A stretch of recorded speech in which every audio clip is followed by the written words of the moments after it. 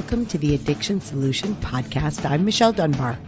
Enjoy listening and watching as addiction experts Mark Sheeran and I cover controversial as well as helpful topics on addiction, how to move past it, and other related subjects. As two of the co-founders of the Freedom Model, Mark and I will give you a completely new perspective on the topics that matter to you. We will take to task the Recovery Society's lies and misinformation and replace them with facts, research, and the methods to move on from addiction struggles without 12-step meetings, rehabs, and the shackles of endless recovery.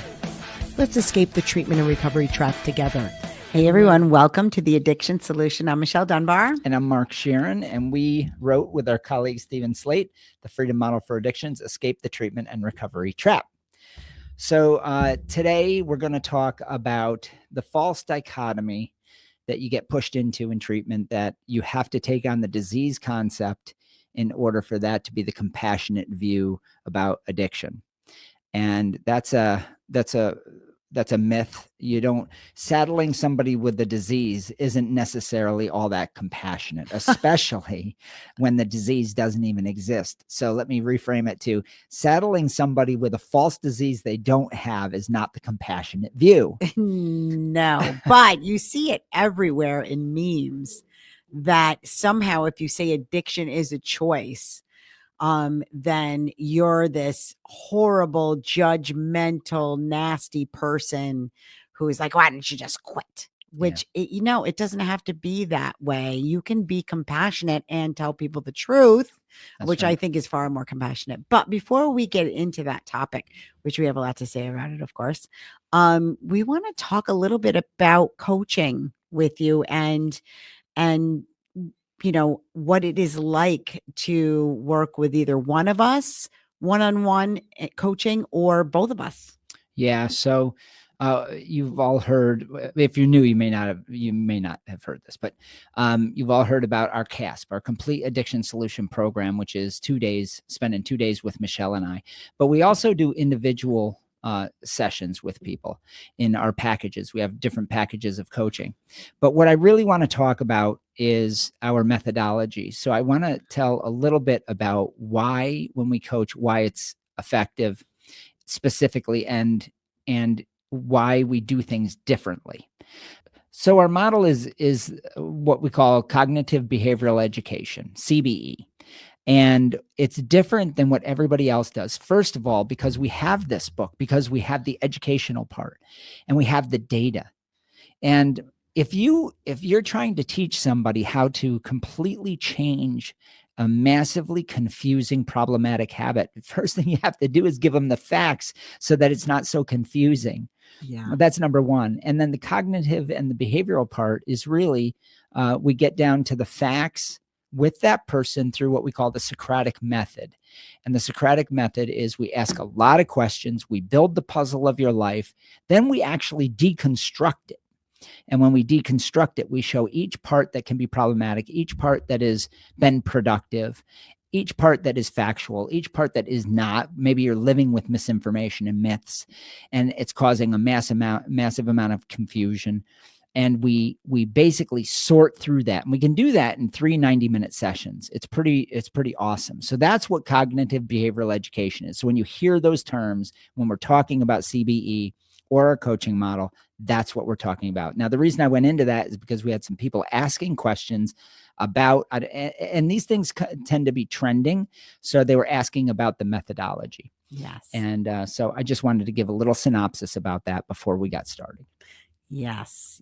In line with that, this really goes with what we're talking about with our topic today, because, I had somebody send me this meme that made me think about this idea that somehow teaching people they are powerless and suffering from a lifelong disease is compassionate, when there's a ton of behavioral health and mental health research that shows that what you believe about yourself will literally make your life. Yeah, it guides you. That is who you become if you take on an identity.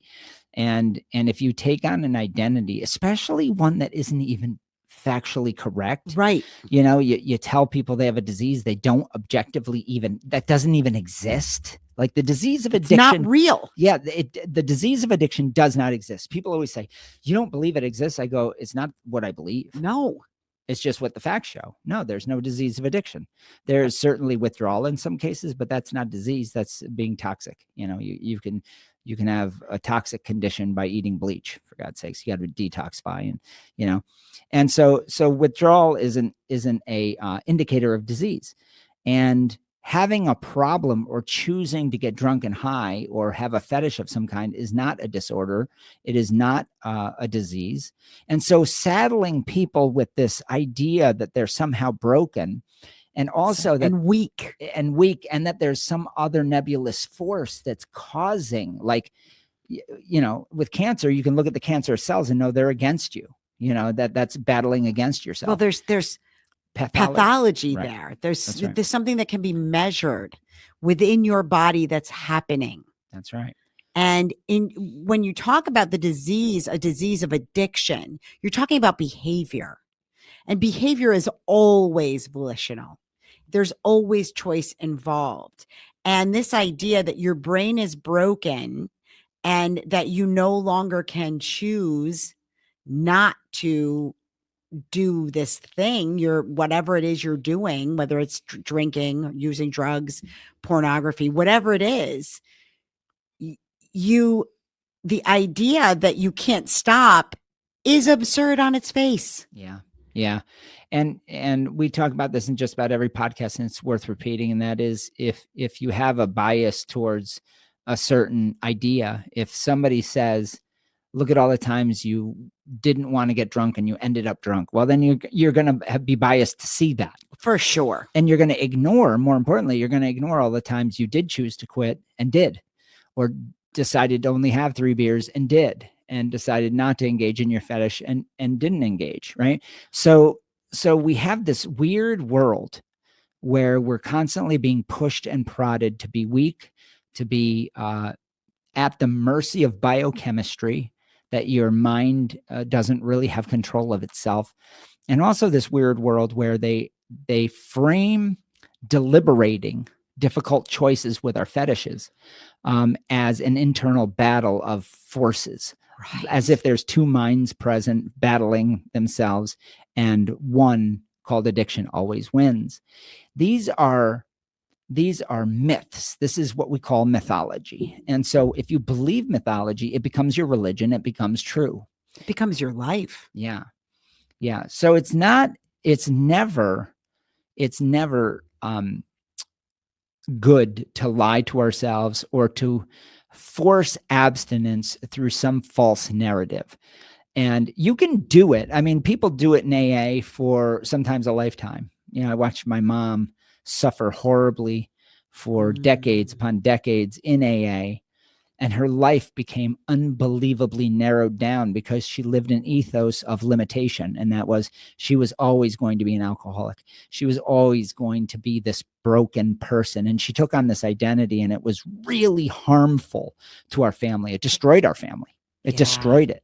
So, you know, you can hang on, man. You can hang on to this straw man called addiction that you're battling forever, that there's no nebulous force. There's no straw man out there. You know, there is no disease doing push-ups in the parking lot. That shit is bullshit. It's just not true. Yeah. So no, it's not compassionate to lie to people, to force them into some sort of forced abstinence scenario based on fear. Now, we do it every day in Western culture. That's what we do. That's the model. But we're trying to change that with the freedom model. You know, we've changed it, at least so far, with 27,000 people and untold numbers of people that have read our book, who've changed their lives without all the fear. Yeah. If you want to, you can be compassionate to anyone that's struggling with anything. People have all kinds of struggles in life that aren't diseases. You know, and so your choice whether to be compassionate or not is not contingent upon a diagnosis, right? Yeah. I mean, I just think that's kind of silly. But also, Also, that whole idea is used to trap families as well into a system that makes them victims too. But also that not only makes them victims, but makes them the ones that are blamed in a lot of cases too. We talked about this in the last episode, that this whole disease idea works in these strange ways because it's unreal, because it's not true. It can be morphed into whatever the industry wants it to be. When you're not dealing with truth, you can make it whatever you want it to be, right? So that's the other part of this. The meme that somebody sent to us, it said, you see a junkie, I see a daughter. You see and it's like, no, I don't call them junkies. I don't do that. Do you know who does that? The treatment industry does that. Right. And it doesn't have to be either way. You don't have to call somebody disease. You don't have to.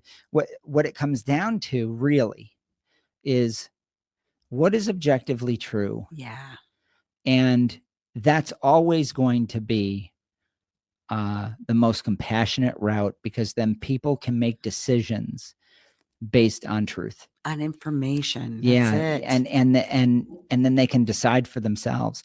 And especially when the truth is that you're the operative force in your world. You are the commander of your choices.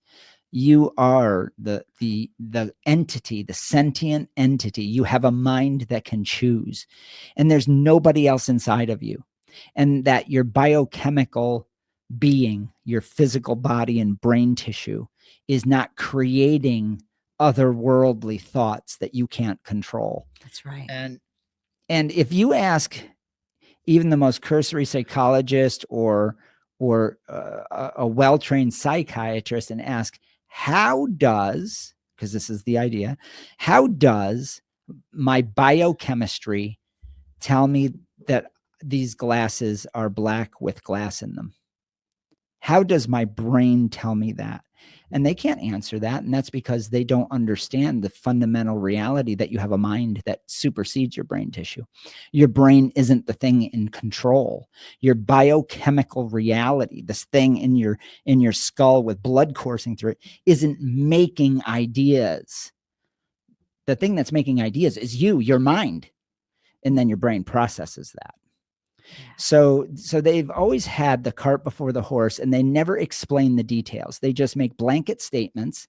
People take them for granted, and they say, yeah, I'm at the minion of I'm at the mercy of my biochemistry. It's a chemical thing, and it's not. It's not.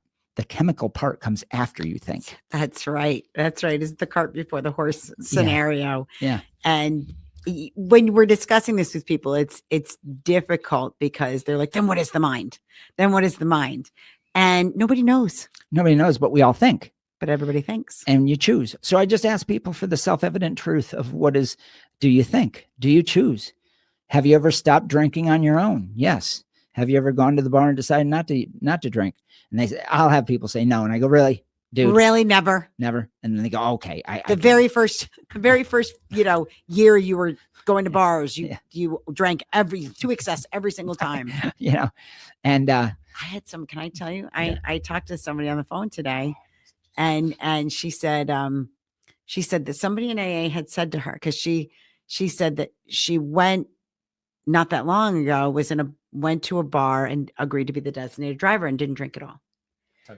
And so this person in AA said to her, well, if you weren't an alcoholic, you would have been able to have one drink and then not drink anymore.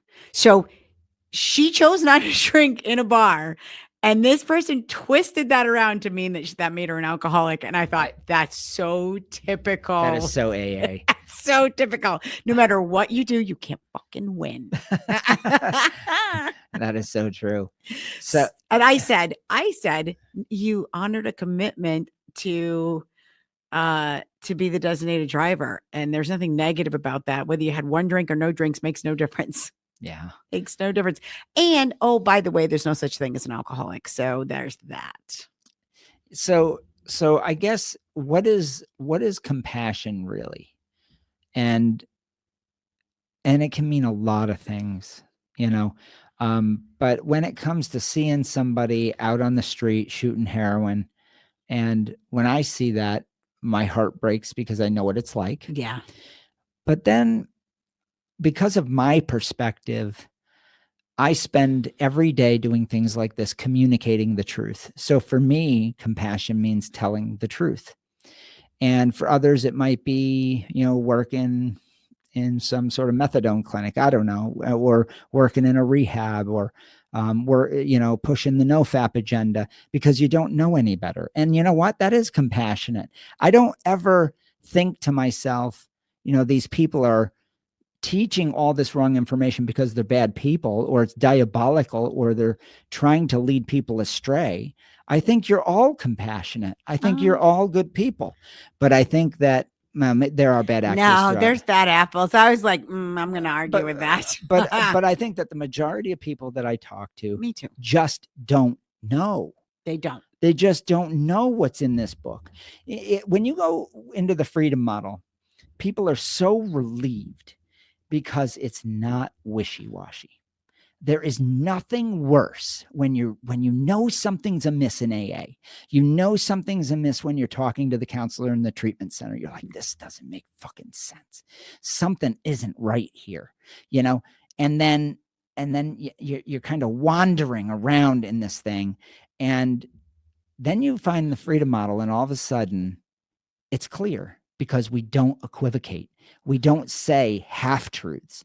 And when you're in that rehab and you're hearing, you know something's not quite right, they have enough truth mixed in with the false stuff that you can't really figure it out. And it leads you down these crazy paths because you're like, well, that part makes sense. Maybe they're right. That part makes sense. Maybe they're right. But man, it seems fucked up. Something seems wrong here. Yeah. And with the freedom model, you're not going to wonder. You're not going to wonder, because I'll give you just one example and I'll be quick. When somebody says, so you don't believe in the disease of addiction? I go, it's not a belief. I know there's no disease of addiction. No, there is no disease of addiction. There's no such thing as an alcoholic, and there's no such thing as the addict. And they go, no, there must be. Yeah, there's that. And I said, no, that's all belief based. And they're shocked by that, but when they understand what I mean by that, they're blown away, because ironically, they knew that to be true too. What I was going to say is, when I see somebody out on the street, like, either living out in the street, or it's clear that they're looking for drugs, or I don't necessarily, I don't have any kind of judgment on that.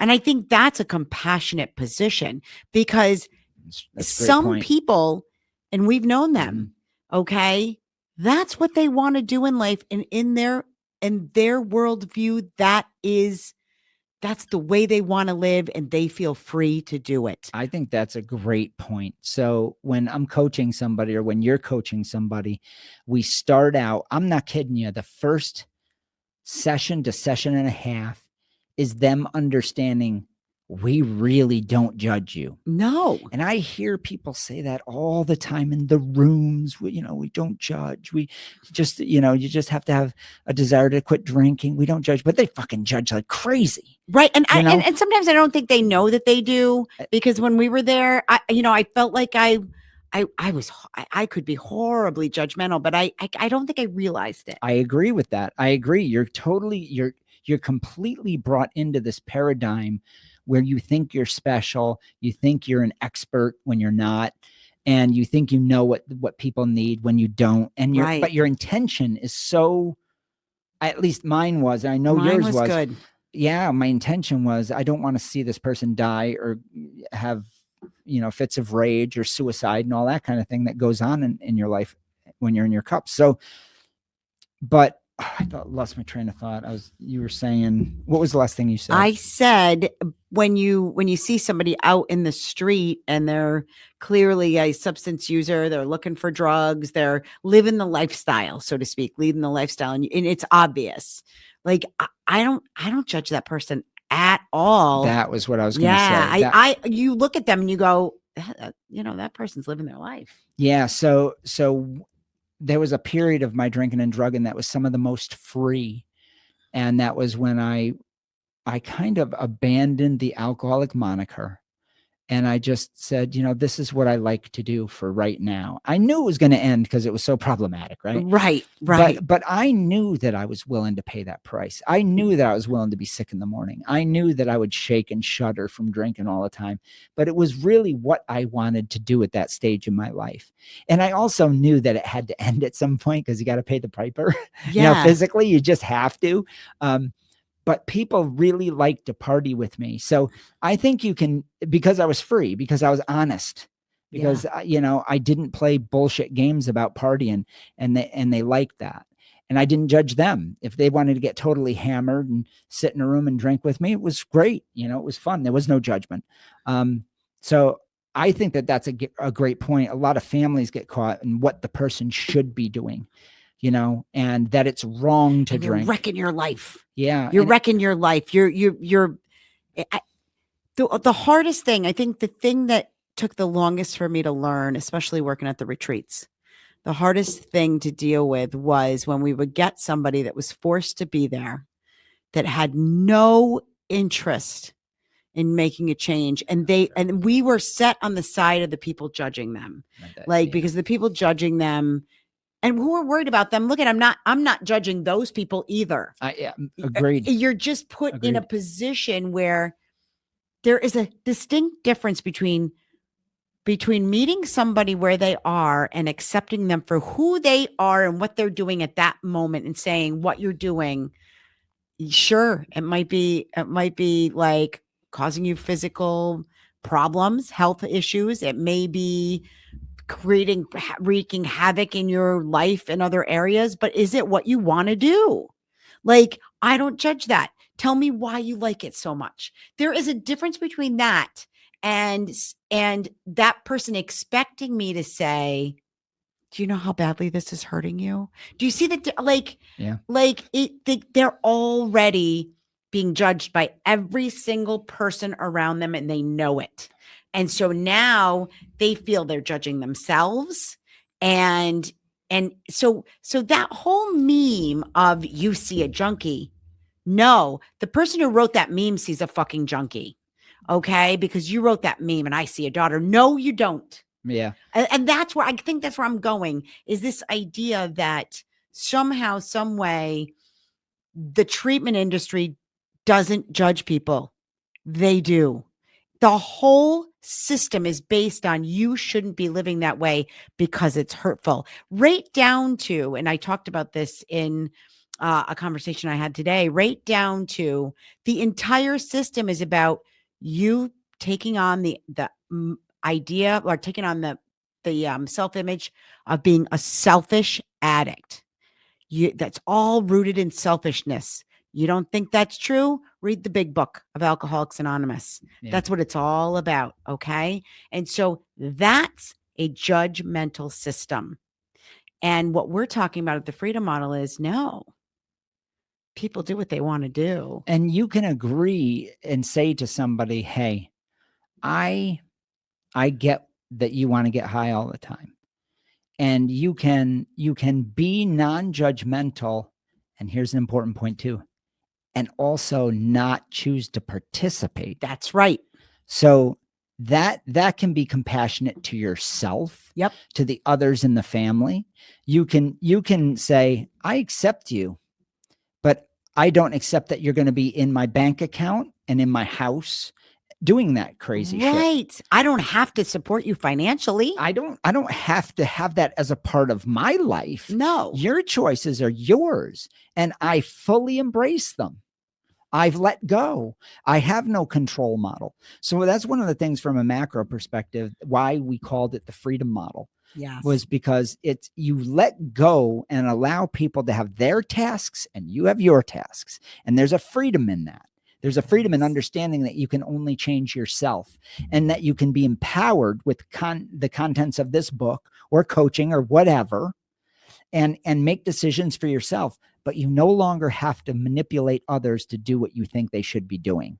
Right. There's no more control model. It doesn't exist. There's no, but Michelle said it, the whole system, the rehab system, the AA system, the 12-step system, all of that is predicated on people controlling each other through manipulation. Yep. And it's ineffective, frankly. It's all a sham. It's a play. It can't work. It can't. People are autonomous in their own minds and what they want. And the only way to solve the problem is to change your mind about it, right? It's to change your mind about the benefits you see in it.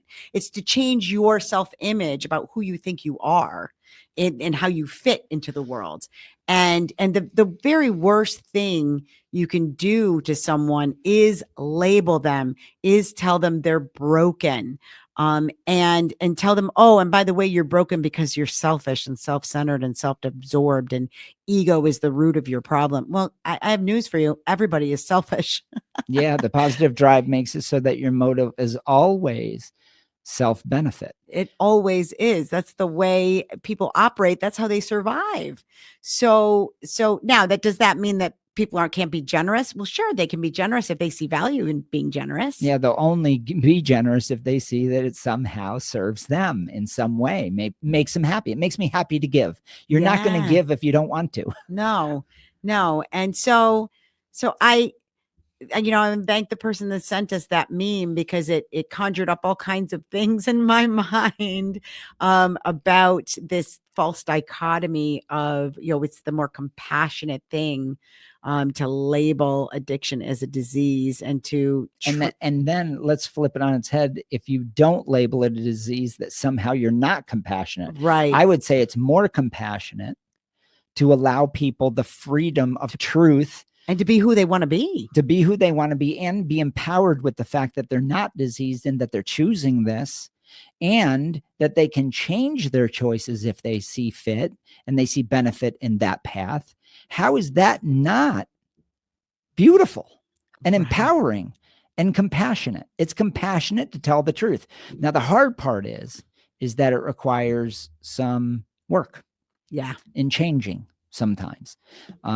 But I always tell people, they always talk about AA being the easier, softer way, and all the rules and regulations of the 12 steps being the easier, softer way. And that's just nonsense. The easiest, softest way is understanding truth. And then you can easily choose different paths. The paths become much wider, filled with many options, and you're free to determine what's best for you. And that's the truth. Yeah, absolutely. I want to just go out there and say, if there is something you want us to talk about, let us know on this podcast. And we also would like to have a couple guests on in the coming months.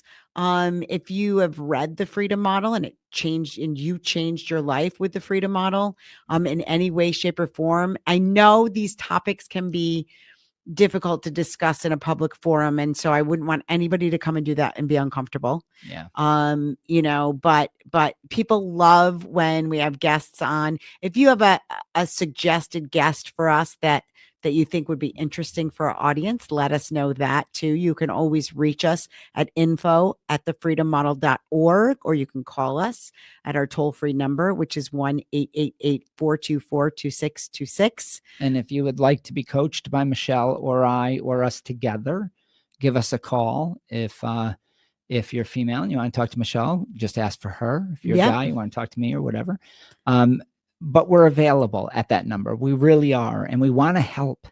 That's why we're here. That is why we're here. Our schedules are a little bit packed up, so you may have to wait sometimes a little bit, but not long. We keep the wait list pretty short. Yeah, and please leave a voicemail. Mark and I are the only ones who get the voicemails. Yeah. So you don't have to worry about somebody else hearing your business or whatever. Just leave us your name and number, and we will call you back. And you don't even have to say if you let's say that it's a PMO issue, right? And I answer, right? Then and you're a guy, then just say, I'd like to talk with Mark. She won't be offended. No, not at all. She answers the phone the most. Yep. And so please don't hang up. Don't be embarrassed. And you don't have to tell them. I'm not going to grill you and be like, what's it about or anything Right. like that. No, you can definitely. Now, if you want to talk to me and you're comfortable, I'm totally comfortable. So that would be up to you. And that's the other thing is there's no judgment from either of us about any of this. Also, if you buy one of our workshops or pre-recorded workshops, it won't say on the credit card receipt what that product is. No, only say the Freedom Model. That's it. It won't say whether it's for PMO or substance use or anything like that. So you need to know you don't that. have to worry about like if you have a spouse or something, you don't have to worry about them seeing that bill. They might be like, what the heck's the Freedom Model? And like, say, I'm just learning. It's something I'm learning about, trying to, improve my life. Yeah. Coaching. Just say it's coaching or something. All right, everybody. So thanks everyone for listening. We've had really great feedback in the last several months, and keep it coming. Yeah. And don't forget, we have the YouTube channel, and again, give us a call. Yeah. Thanks.